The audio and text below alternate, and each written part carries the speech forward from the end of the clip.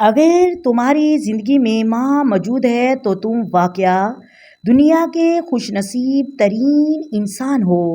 ماں رب کا وہ انمول تحفہ ہے جس کا نیم البدل کوئی نہیں، لیکن کچھ جملے ایسے ہیں جو ماں کے دل کو شدید دکھ دیتے ہیں اور ایک نافرمان اولاد کی علامت بن جاتے ہیں۔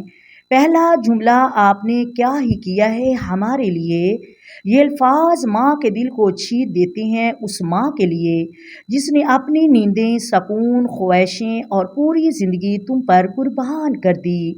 دوسرا جملہ آپ کو کچھ نہیں آتا، یہ کہنا ایسے ہے جیسے سورج سے کہنا کہ تو اجالا دینا نہیں جانتا، جبکہ ماں تمہاری پہلی استانی ہے۔